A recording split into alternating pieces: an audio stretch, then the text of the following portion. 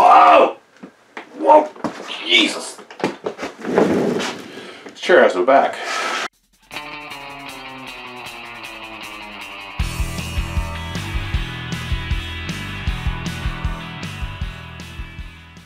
Well, hello Glue Troopers, and welcome back to the TARDIS. So let's take a quick look at what I did with the paint booth today, and a little tour of the Spar Max Air Compressor. I know some of you guys are curious about it, so let's run and take a look at that. Hey guys, Max here. I still got the air conditioner running. I'm sure you can hear it. That's the background noise. But I was going to let you guys know that I did, like a lot of the Glue Troopers that have this paint box said. I covered the daisy wheel and I lined the bottom with newspaper and even clipped in the bottom an old cardboard box there. So that'll help protect the thing from getting too splattered.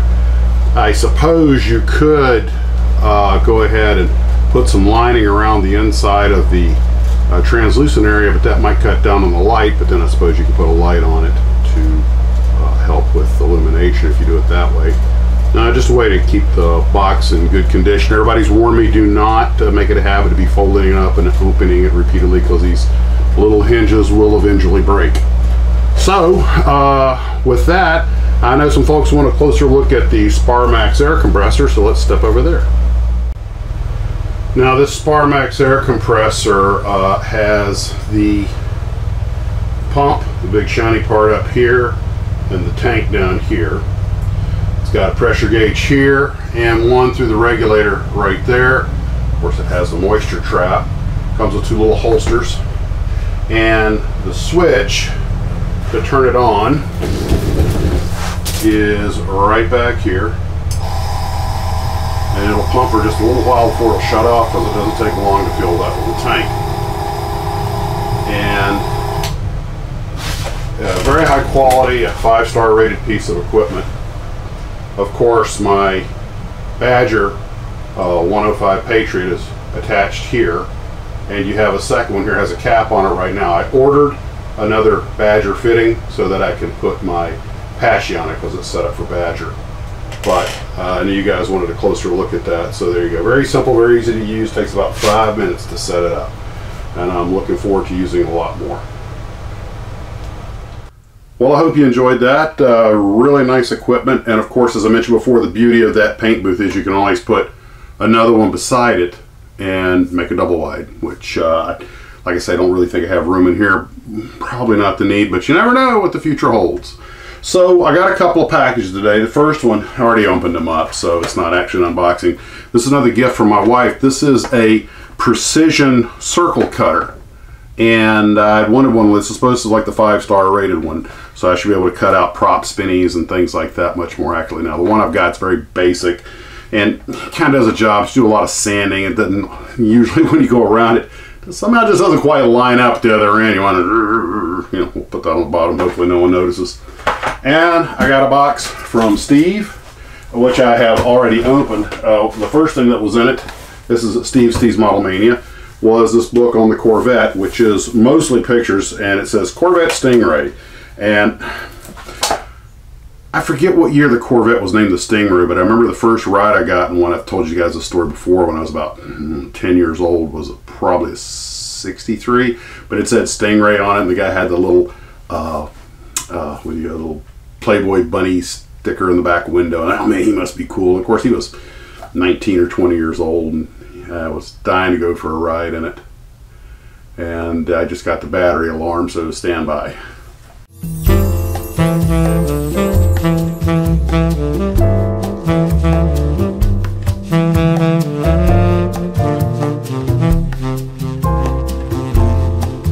And we're back. Okay, so of course now I'm tearing the place apart that I just cleaned, and all this garbage was taken outside. This wasn't a cleaning, it was a purging. I'm going to start calling them Stalins because of the purges. What? Too soon? Anyway, I turned, oh yeah, after I was like, where is it? I'm finding every other cable. And then I realized, oh yeah, it's in the house. So, ta-da! Anyway, so book on the Corvette Stingray. And to finish my story, of course, the guy took me for a ride in the Stingray. He only took it up to about 90 because my dad curled up in the back behind the seat. And I was like, oh, I guess, well, Dad must want to ride in the Stingray also. I was like, no, Dad was making sure this 19-year-old kid in the Stingray didn't take his 10-year-old son and go bulleting down the highway into a tree. He was a chaperone, the Stingray chaperone. You could put a back seat in a Stingray and call it the chaperone seat, and other bad ideas. But anyway, this has got a ton of photographs. I mean, a lot of information, but just a lot of beautiful photos, black and white colors, and some concept drawings and stuff. And goes all the way up to the Echo Boost. You know, I guess it's nostalgia. And it talks about the, you know, some of the stuff before the actual Corvette as we know it, the Stingray as we know it, I mean. So anyway, the Serve 1 and Serve 2. Now I'm going to have to educate, part of the AXP 789 program. Now I got to educate myself on what that is. Okay, Gs2 Corvette. This is what they're calling a Corvette, which I think, the Grand Sport 2. Yeah, I think I may have actually known there was a car called Corvette before what we think of as a Stingray. Okay, tell me that doesn't look like Speed Racer's car. Da da da, there goes Speed Racer, he's a demon on wheels. Should we call that the original Corvette or the real Corvette? You know, fight it out in the comment section below, and I'm going to be Switzerland on that one. And the Reynolds aluminum Corvette XP 395. Huh. And we thought that DeLorean was original. Of course, I know it was stainless steel, but still the aluminum Corvette. Okay, clearly I'm going to have to read this and bring myself up on the speed. What was I talking about this morning? About how this channel has opened my mind up to so many things I knew absolutely nothing about, and cars being one of them, and this kind of stuff. You never stop learning. So thank you, Steve. Now let's see, also sent some models, so let's see what we got here. He was talking about civilian airplanes. All right, Cessna 172 on floats. And, you know, I never built the float plane version. I built that Monogram Cessna 180 several times. And I never built the one on floats. So I was always like, yeah, because I flew land planes. And planes on floats are kind of, they're slow and they're kind of dorky looking with big pontoons. And it turned out my dad, of course I grew up with an amphibian in our basement because my dad was working on I always forget the name, Volmer. They used Aeronica Champ wings. And anyway, my dad loves seaplanes. And to be honest, in all fairness, I mean, I love them because they're airplanes. And I think they're cool, and I love all the seaplane stuff, and I'd love to have been a flying boat skipper. 5 degrees to port, first officer. Aye, captain. But I'll be honest, they kind of scare me because I've seen a lot of accidents with float planes or heard of them. And there was an airplane called, I believe it was a French amphibian. The front end looked a lot like the Republic CB that Mike Machat was recently talking about. And if I remember correctly, he told me the CB, despite its rather large appearance, is actually quite a nimble airplane. But go back and check his video he did recently on seaplanes, and he talks about that. But this thing I think was called a Riviera, and it looked like a weird mix between a CB up front and a Cessna Skymaster with twin booms coming off the wings. And my dad told me it was really actually a pretty good airplane. And then I heard that the thing had crashed, landing, I think it was in Lake Jackson. It was based at Lake Jackson or Tallahassee Commercial Airport, and it was Lake Jackson was I think where it was landing. Now you understand a lot of the lakes, like Lake Tahlequah, I'm not sure about Lake Jackson, but probably maybe it also, some of these lakes are man-made. They have a dam south of Tallahassee that basically creates Lake Tahlequah. Now, it was woods before they did this. Now, if you'll pardon me running down getting into the Wayback Machine. Well, I am in the TARDIS, and it is, that's what it's for. But anyway, hopping into the Wayback Machine, I would say this was about, I think I was in the 5th grade when this happened, so it would have been 11, so it would have been about 72. But I heard the thing had crashed, and it had flipped, rolled on, it snapped off the tail booms, and I heard it was a pilot and his son. The son got out, but the guy who was his dad didn't. The pilot didn't. Or maybe he was killed on impact. But apparently digging in and going over is a big problem. But getting back to these lakes, they're full of stumps. In fact, Lake Talcott is famous for eating boat propellers because, and you'll notice most of the bass boats, they're all flat bottom boats with very shallow draft. And what I didn't realize till I was a kid was that since Talcott's dammed up, it was a forest area, and it was basically a low spot in the river. And they said, hey, we dam the river, this will flood. Well, they went in and they chopped down all the trees, forested them, and then dammed it up, and it looks like this beautiful lake on top. Well, at one point they had to do, I guess, maintenance on the lake, and this would have been, it was after I was out of the Army, so I guess 85. They had to drain the lake, which they can do by just, opening the dam. There goes. Well, I had never seen the lake without water before, and there were stumps everywhere. When they forested the trees, they didn't pull them up at the roots or anything. They literally just lopped them off, and some of them couldn't have been more than a few inches below the water. I mean, the place was a minefield for boat propellers. And I'd heard about all these guys that, everybody who fished on Lake Tahoe said they'd lost at least 2 props, but on their boats. Well, I don't know if Lake Jackson's the same way. I think it may be a natural lake, but I think they were landing on Lake Jackson. But I don't know if they had a stump or if they just something went wrong on the landing, or I have no idea what caused the crash, only that that's what happened. And being that my dad had just sold his amphibian kit that he was building in the basement of the house, and I'd ridden in a lake, I think it was a Lake Buccaneer, I think it was a Lake Renegade. Anyway, which is another commercially made amphibian. And I was just scared of amphibians, scared of landing on the water. Runway's one thing, but the idea of landing on the water is so many things go wrong. I hear all these stories about guys misjudging it and making how easy it is to mess up a water landing. And then you see all this, YouTube's full of footage of planes trying to take off and land on the water and having mishaps. Even the astronaut Gene Cernan, I read his book Last Man on the Moon, he put a helicopter into the water out there on the Banana River because they used to give him a helicopter to practice to fly to takeoffs and landings and to practice for the lunar module. And he was looking at his shadow, and he didn't realize the water was so clear. The shadow was on the bottom of the river, so he wasn't looking at the surface. He was looking at the bottom. He literally flew that thing into the water. And his buddy Deke Slayton, his boss, tried to cover for him, but Gene was like, "Nope, this is on me, Deke." He refused to get into the cover-up. So good on him for taking it like a man. But because Deke was like, "Okay, what altitude the engine quit?" He goes, "No, Deke, it wasn't that." So. I respect what Deke was trying to do, but I really respect Cernan for owning it. But anyway, I may someday get a seaplane rating, but I've thought about it.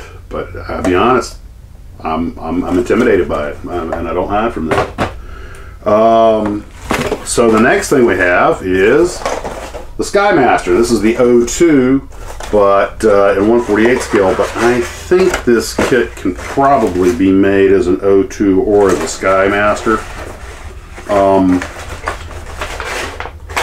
Just take a quick peek at the instructions. By the way, I got the microphone over there because I'm digging around all this. I didn't want to be bumping the cable. Let's see. No, this looks like it's set up to be the Oscar Deuce. I mean, I'm sure you could convert it. The Cessna 02, which was used as a forward air control airplane, is not the exact same thing as a Cessna Skymaster. There are substantial differences, the hard points and things like that. It's the same basic airplane, but there are differences. And let's see if the fuselage goes. So one side of the airplane fuselage should have holes in it for the windows, and it does not. Alright, maybe you can make a Skymaster out of it then. Okay, you'll see this has a solid side fuselage. Okay, that lower part looks like almost like a boat is the fuselage. But you'll notice in the pictures, actually, no, bad testers. You know what? I think this is just the Skymaster kit with the lowest with an extra tree that has the militarized parts on it, because it's got a spinner and it's got decals for some of the windows. Yeah, this is. I think this is now. Here's the thing: is that I don't really consider that a bad thing, because personally, I'd rather build the Skymaster version, and if I'm going to do an 02, go get an Italeri kit or something that has all the actual Oscar Deuce stuff cut into it. I'll inventory this in more detail later, but these, let me show you these black decals are supposed to basically be windows, and that's vintage testers. You know, throw in the missile racks, and which, I mean, don't get me wrong, you still make a nice looking model out of it. I'm not going to go cut through all that plastic for that.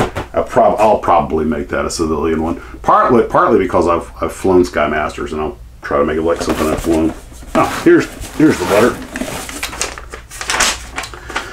Just a few trinkets to add to your private Air Force. Enjoy and have a great birthday, and many more to come, Steve. Thanks, Steve. And we got some kits in here. We have the mighty Cessna 150. Oh, how many hours does my big bahunkus have in one of these things, teaching people to fly? I actually flew one of these for kicks and giggles. I flew one of these from Quincy, Florida to Gaithersburg, Maryland and back. And when we got back, it was running okay, but there was something that wasn't quite right. When we got back, it turned out when we mounted, somebody remounted the exhaust pipe, one of the exhaust seals had been turned a little bit, so it was kind of reducing the power just a little bit. Brilliant. And that thing's not exactly abundant with power to begin with. And the Monogram T-51. Well, I add this to the P-51 build. I said I was going to do a comparison of these Mustangs, so actually they're right here. So I will put this with the P-51s. Right there. Ta-da-ta-da. Hey, wait a minute. Let me check the vintage on this. Let me see how many. If this is the new old one or the old one. Yeah, I think this is the new old one. Yeah, it is. Okay. It's a good solid kit. This is one. These. I did a Revell Tamiya comparison video of their two Mustangs, and I'm going to do a more elaborate one later with all these other Mustangs. I have 1, 2, 3, 4, 5. Well, that's an F-82. I'm going to count it. 1, 2, 3, 4, 5, 6, 7 Mustangs to do now, and I have the Edward Profi Pack, an old AMT kit, the Tamiya kit. Actually, I have 2 of the Tamiya kits, and now the P-51 from Monogram, and also got an F-82, and I have that Condor A model Mustang. So that'll be a heck of a comparison. It's sure I'm not leaving anything in the box. That looks like everything. Well, thank you, Steve. Guys, it turned out to be a wonderful birthday. So I have a feeling that I was halfway through a story and forgot it, but no, we're talking about the float planes and everything. So I think I finished up all of my stories, and I will put these. Oh, they're all 3 Cessnas. Yeah, the 172, the 150, and the Skymaster. The only thing missing is a 182. It's pretty well. There's also the 206 and the 210. I'm getting carried away now. And there he goes down the rabbit hole, Captain Tangent, at your service. So, guys, I got the TARDIS cleaned up. It's a fully operational building station, and I will. I've got what is it, the Sci-Fi Build is next, I think. So I've got some science fiction stuff on the desk, and I'll probably have a few more kits. And I've actually got 1, 2, 3, 4, 5 sitting. I've got the Thunderbird, the UFO Eagle Transporter, the Hannibal, the Star Wars Pod Racer, and the Aegis Gundam. Oh, and the Star Fury. So I have 6 kits over here plus 3 on the table. So I got a couple of months to get those done for the Sci-Fi Build, and then I've got a whole bunch of stuff planned for the kit bash. And now that I've got all this beautiful equipment to help me make it, should be a much more pleasant experience. And let's see, was that everything today? Oh, one little tidbit. Ian over at Hurricane Hobbies told me something. I bought this little bit of CA glue from him. Now, we all know probably that when you're not using CA, it's a good idea to keep it refrigerated. It'll last longer. But he told me something else. He said that when you cut the tip off, whenever you apply a little bit of this stuff, make sure to set the bottle on the table upright like this for a little while, just a few seconds, and let it all drain back down in before you cap it, and you won't have to keep re-snipping the tip. I've used this about 4 times, and I can still see the hole. So it hasn't blocked. So that's actually kind of just a neat little trick. All right, that's it for today, guys. I hope you're doing well. Take care of yourself, and as always, model on.